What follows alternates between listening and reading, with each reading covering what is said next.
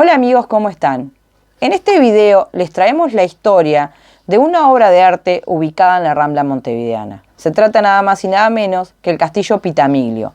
Dimos una recorrida mostrando su majestuosa construcción y toda su simbología. Esperemos que les guste y si les gusta, suscríbanse y activen la campanita para cuando llegue un nuevo video. Dejen su like y sus comentarios que siempre son bien recibidos y compartan en todas sus redes que nos ayudan mucho. Nos vemos en el próximo video. Umberto Pitamiglio compró el terreno que ocupa el castillo en 1910. La construcción comenzó poco después. Su estilo arquitectónico es inclasificable, una mezcla intencionada de esculturas y simbologías. El elemento más llamativo de la fachada es su reproducción de la victoria de Samotracia montada en la proa de un barco apuntando hacia el mar. El edificio tiene una estructura interior laberíntica, con recovecos y salones, puertas que no conducen a ninguna parte, pequeñas escaleras, esculturas y escudos. El castillo está poblado de símbolos cristianos, de la Hermandad Rosacruz y de la masonería, entre otros. Las habitaciones presentan plantas de formas geométricas variadas, cuadradas, octogonales, circulares, usadas simbólicamente en la alquimia. Aparentemente, el castillo podría ser una nave destinada al viaje del espíritu.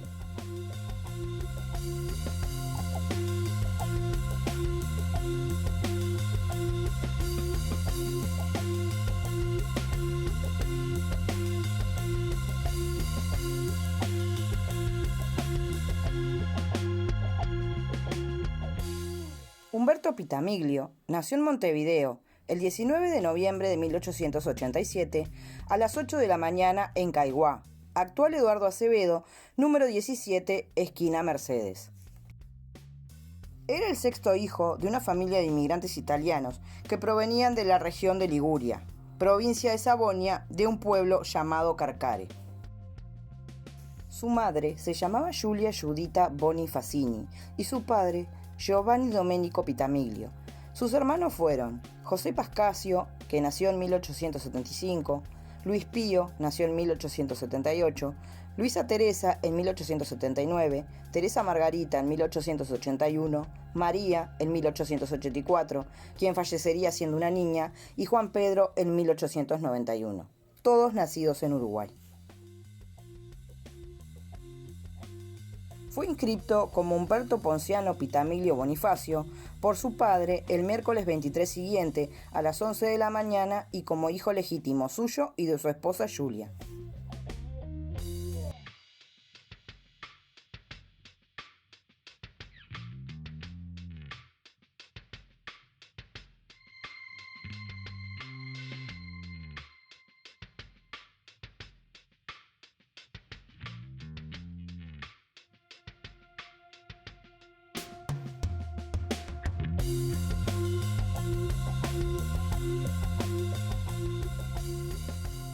Si bien por la profesión de su padre, que era zapatero, podríamos intuir un origen humilde.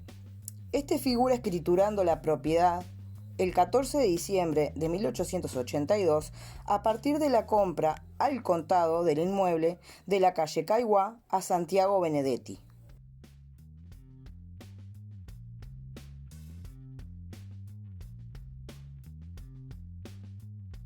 En febrero de 1905, Umberto termina sus estudios secundarios en el Instituto Eduardo Acevedo, hoy conocido como IABA, pasando a estudiar arquitectura en la Facultad de Matemáticas y ramas anexas en el ex Hotel Nacional de la Rambla Portuaria, recibiéndose de forma brillante en diciembre de 1908 a la edad de 21 años.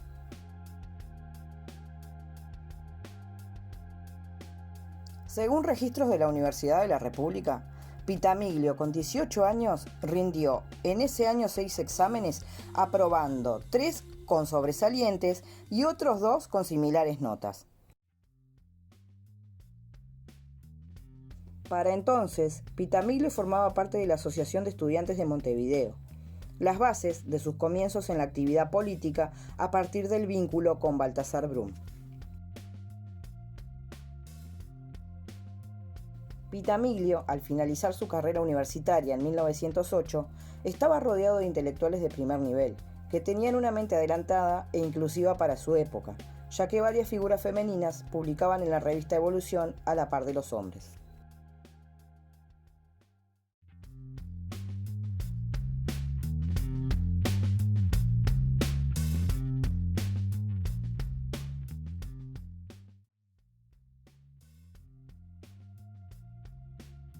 Para entonces, julio de 1908, Pitamiglio formaba parte del equipo de redacción.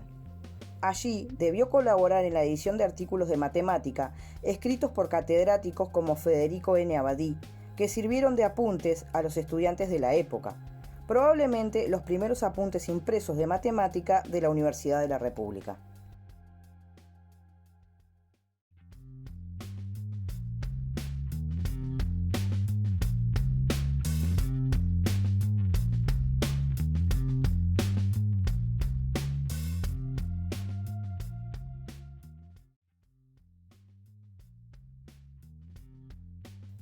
Su primer trabajo formal fue como ayudante en el Instituto de Ensayos de Materiales de la Facultad de Matemáticas y ramas anexas. En los hechos, el mejor laboratorio para experimentar con la materia a nivel de América del Sur.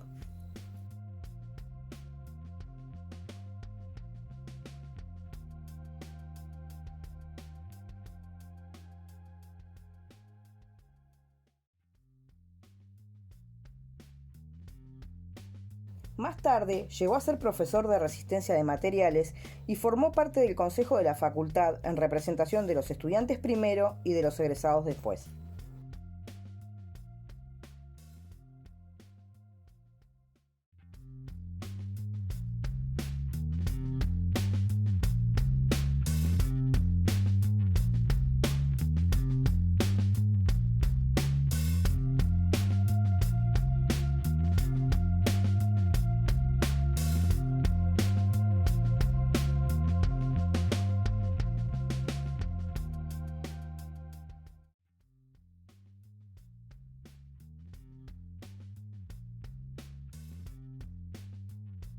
Entre 1913 y 1917 se consagra como arquitecto joven y expeditivo, con muchas obras a su cargo, lo que le permitió ingresar a la empresa constructora Adolfo Yo S.A.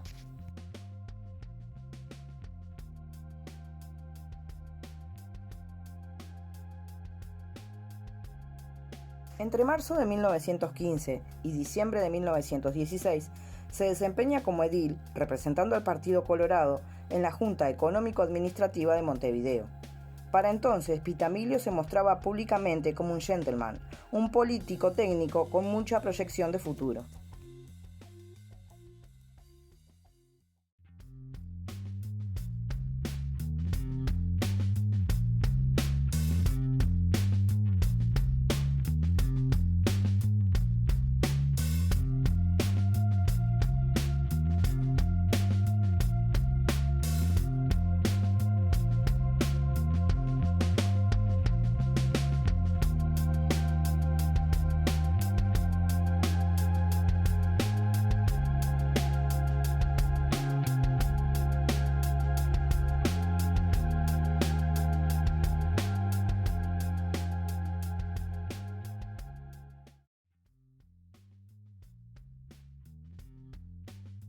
En 1917 fue elegido como representante colorado por Río Negro para la Asamblea Nacional Constituyente encargada de reformular la Constitución de 1830, la cual habilitó el sufragio universal masculino.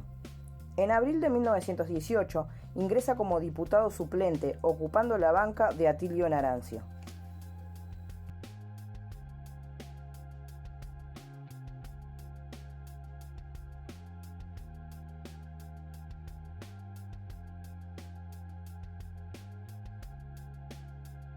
En marzo de 1919 es nombrado ministro de Obras Públicas, el primer arquitecto en la historia del Uruguay en ocupar un cargo de ministro.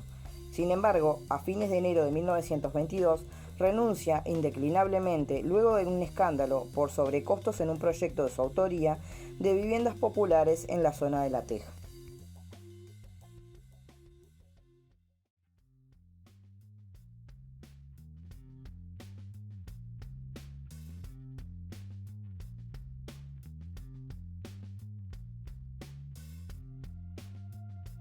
A partir de ese momento, se aleja por completo de la vida pública y se dedica de lleno a su labor como profesional en la empresa constructora de Adolfo Yo S.A., para la que trabajó en distintas obras, entre ellas en la construcción de las tribunas Ámsterdam y Colombes del Estadio Centenario, así como también en la sede de la Casa Central del Banco República y sucursales del interior, el Palacio Municipal, etc.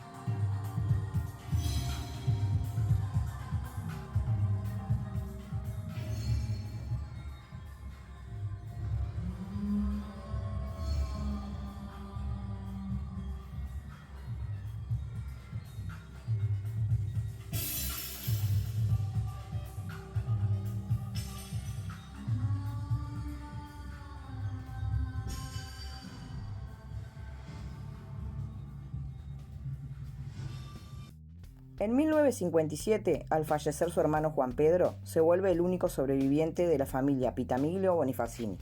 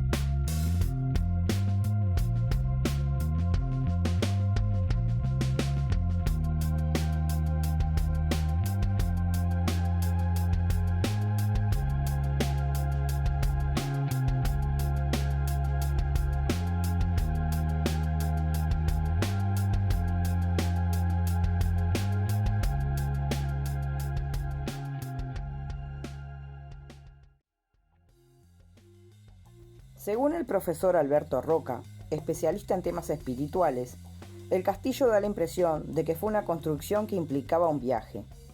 Esta especie de nave que se proyecta hacia el mar implicaría el viaje hacia la dimensión del espíritu. Llama la atención en el interior del castillo las piezas de diferentes formas geométricas, circulares, octogonales, cuadradas. Estos son símbolos básicos en la alquimia.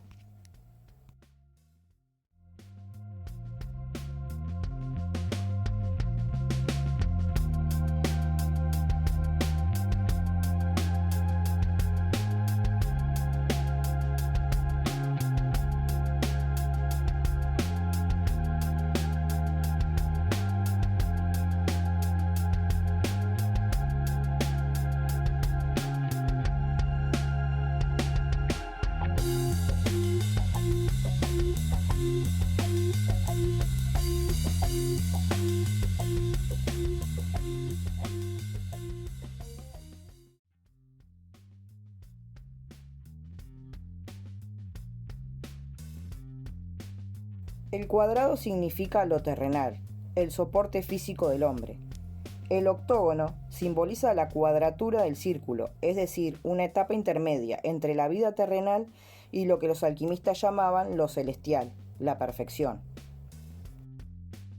El círculo representa la eternidad, la perfección, la transmutación. Este término, transmutación, constituye la esencia de la alquimia, es la transformación.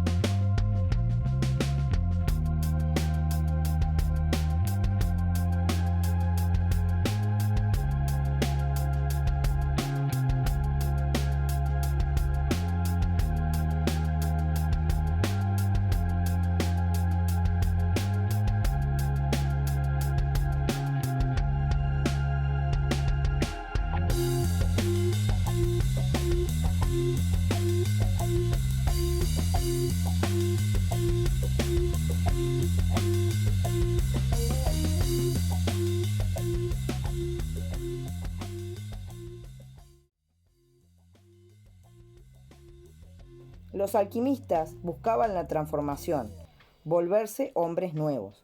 Esto llevaba a un largo proceso de trabajo espiritual, lograr transformarse en un ser cada vez mejor.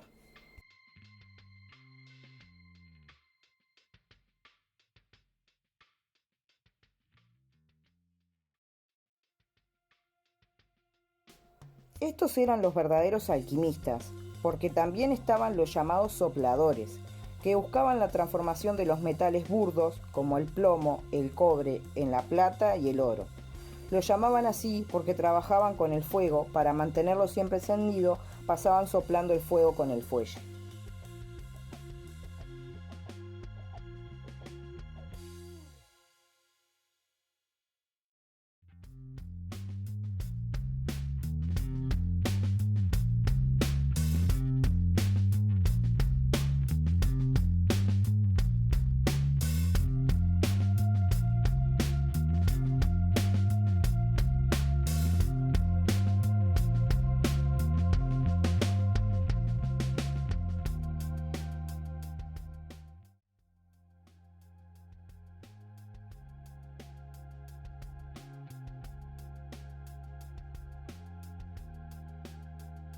La imagen de la victoria de Samotracia, sostenida por una proa de barco que apunta hacia el mar, es como un emblema del castillo.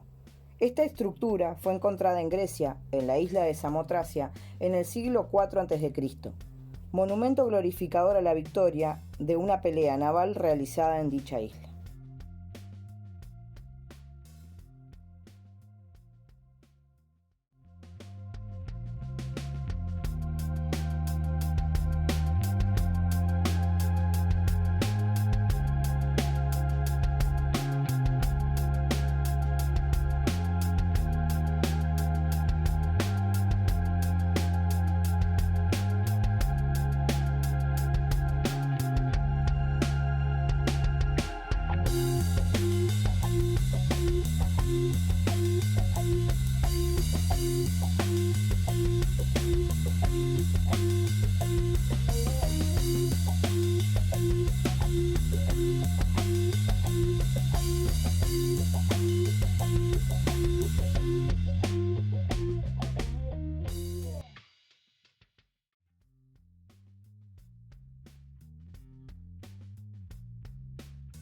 La voz alquimia, y aunque de origen árabe, deriva de chemia, cheme y queme, quemado, ennegrecido por el fuego, que significa suelo negro, y es epíteto del Egipto, que sería la patria del arte hermético. Si bien muchos conocimientos alquímicos antiguos proceden de la China, también es verdad que el país de los faraones fue un terreno por demás favorable para el desarrollo del arte de la transmutación.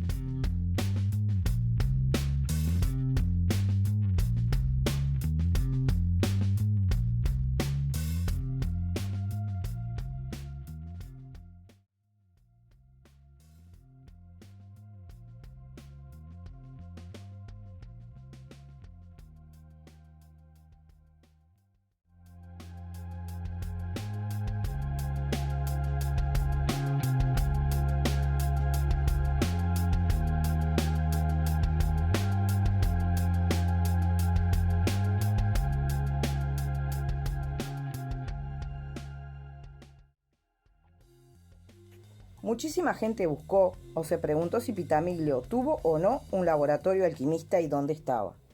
La respuesta documentada es sí, lo tenía, y en él, según sus propias palabras, podía experimentar con la materia y encontrar hechos nuevos o modificar convenientemente procedimientos o métodos. Era ni más ni menos que el Laboratorio de Ensayos y Materiales de la Facultad de Matemáticas y Ramas Anexas, ubicado para entonces en el ex Hotel Nacional.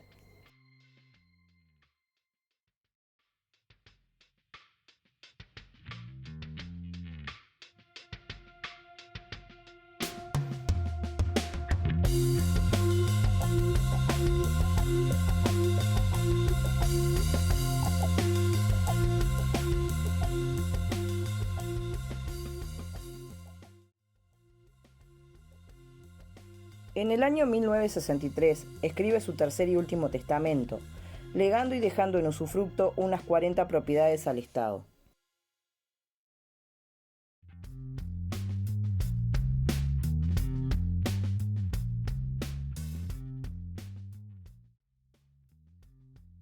Fallece a la edad de 78 años, el 28 de septiembre de 1966, siendo soltero y sin hijos. Los gastos del sepelio corrieron por cuenta de la empresa Adolfo Yo S.A. unos 40.020 pesos, incluyendo un ataúd París baranda de roble con una mortaja especial de seda. Se utilizaron solamente una carroza y 3 automóviles fúnebres. Uno de los testigos de la ceremonia fue un empleado de la empresa Rogelio Martinelli, el cual brindó como dirección personal de la empresa Canelones 1450. Vitamiglio está sepultado junto a sus padres y algunos de sus hermanos en el cementerio central, en una tumba buscada, comprada y elegida por él, de forma muy especial, la número 3, diseñada por él con una curiosa cruz de cemento con brazos iguales como la de los templarios.